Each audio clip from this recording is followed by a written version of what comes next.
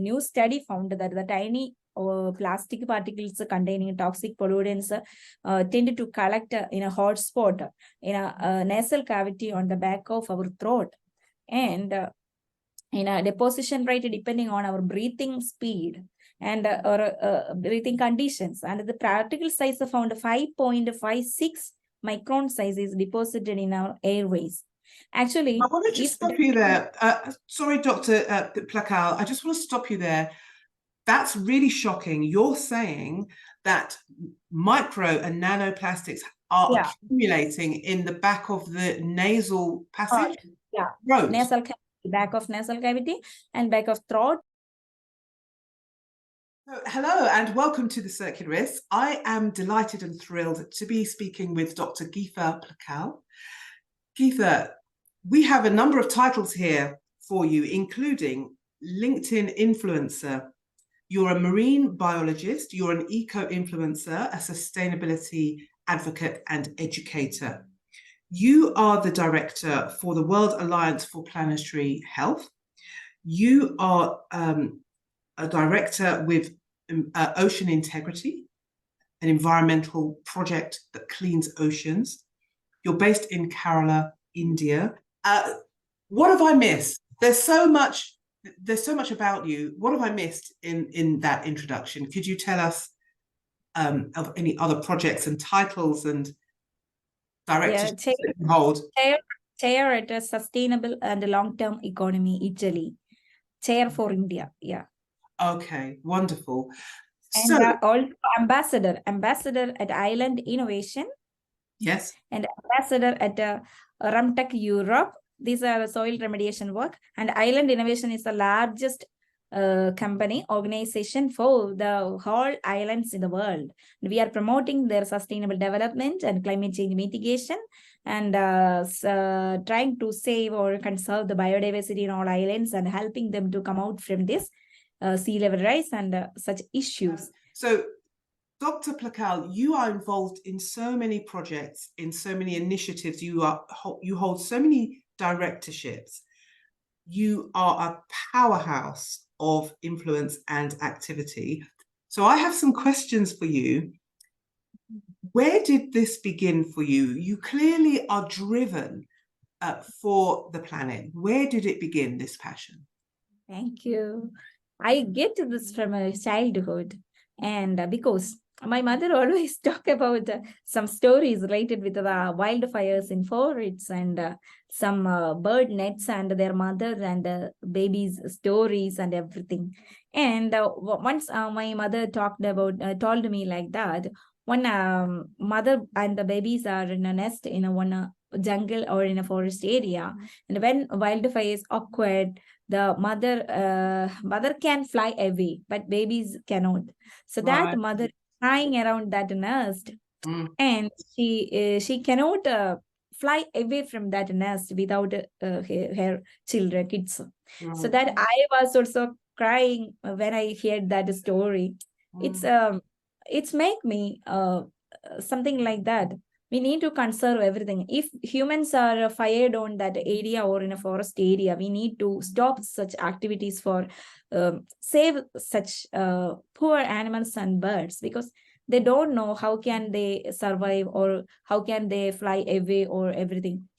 But we need to think about the human life. We have family, we have kids and relations and friends and everything. Yeah, they have also right to here on earth with their family, and we need to allow them to live here peacefully and happy. Mothers flown away without babies. Babies told mother, mother, you can fly away. We cannot do, and we will end here. You will get new children or kids. Please go away. Oh, is this the story? My mother several times told this story to me, and I think that is the incident may change my mind to think about such incidents. Or actually, I from my childhood I love animals, birds, plants, and everything around me. Yeah, and I visited my father's farm places, and I also saw many birds and animals there also.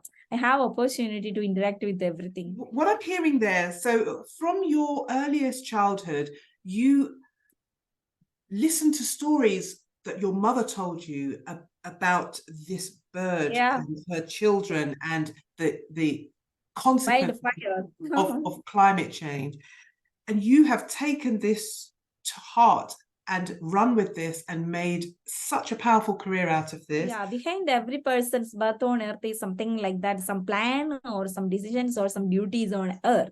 Right. I believe that my duty is like to support the people to protect God's creations on its biodiversity of life on earth. So that I take this responsibility as an inner calling or deep calling, something like that in my mind and brain. I think like that someone is calling for me to do all these duties, so that I just diverted my mind from teaching in college and doing these researches and activities and everything. Okay, so Dr. Plackal, we had a recent conversation about the extent of ocean plastic and the consequences of it on aquatic life.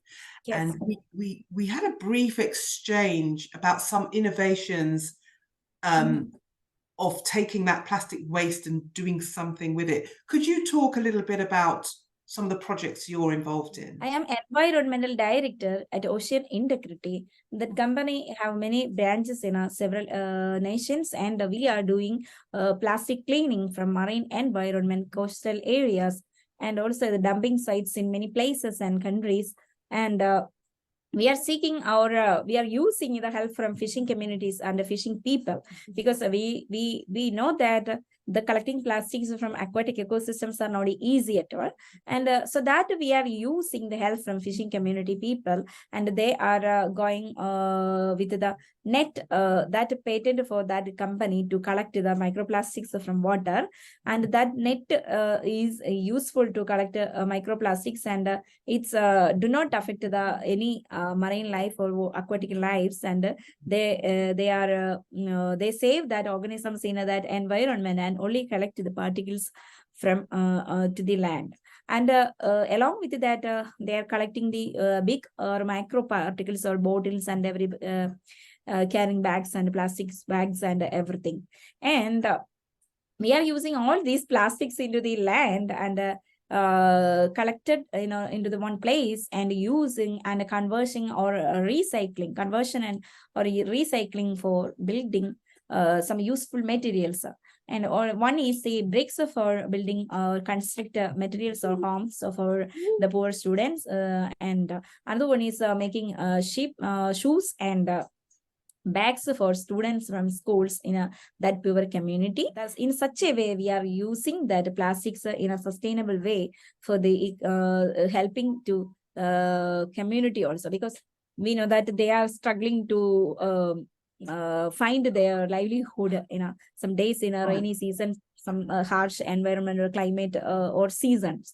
So that if they are doing this work, we are providing the wages for them to protect their family and for livelihood and for their children's school fees and everything. We are using this project in a multiple way, in a sustainable way, using using this technology to clean the water, aquatic environment, along with this the community development and the community protection. And also we are helping that people and the upcoming generations for their education and also sustainable economic development. So that we know that actually the plastic pollution is increasing day by day, and we cannot clean all the plastics from oceans, because we know that many years the plastics dumped into the ocean and is decomposed into the microplastics, nanoplastics and picoplastics and so many minute levels, and we cannot clean all these. Already in some recent paper I noted here, I just wish to share that to you. And one things like that, some papers produced like that.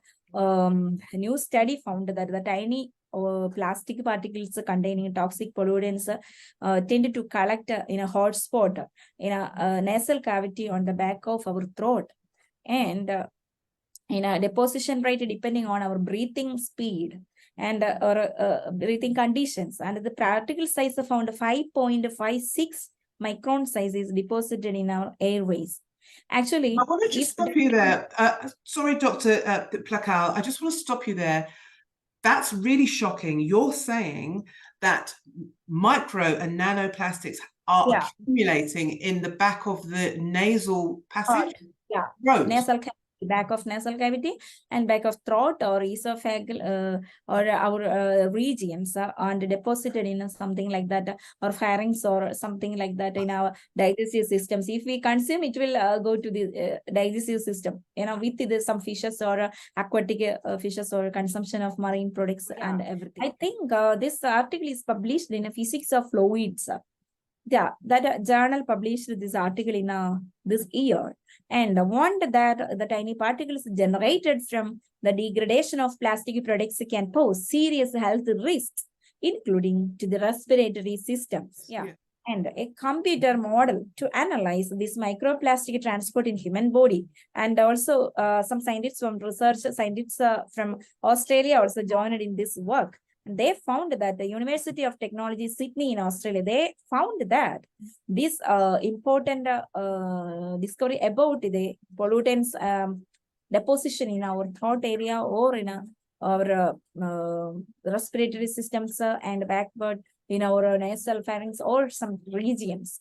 And also one other paper also published in this week, it indicated that microplastics may have become essential component in clouds that contaminating nearby everything are eat and drink via plastic rainfall.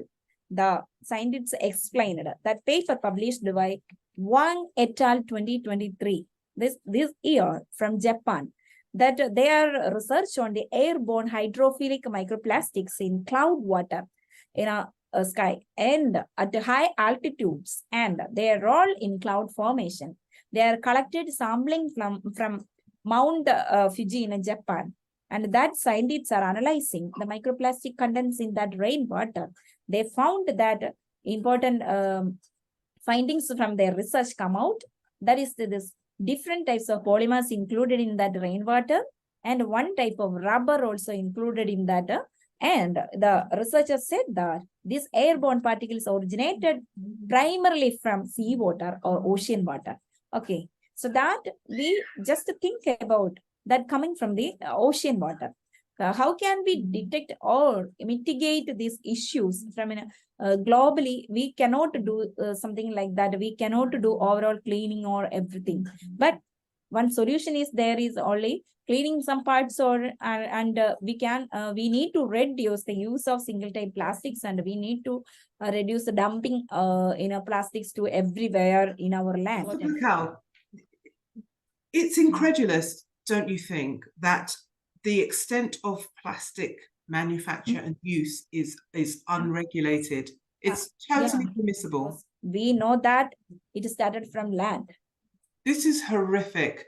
Dr. Plackal, I want to try and summarize the horror of what you've just said. I want to try and describe the life cycle of plastic. So it begins in our lives day to day, in the supermarket with our plastic bags, with our polyester clothing.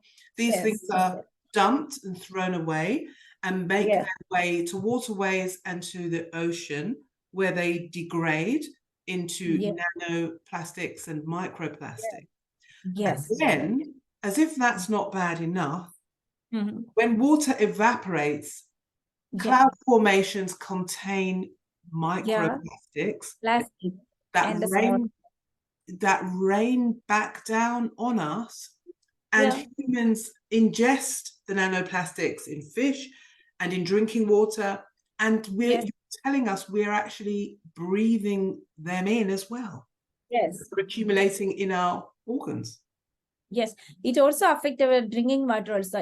That rainfall on the freshwater systems or in a well or drinking water sites or lakes, and everything will be contaminated with that cloud water, actually. Wow.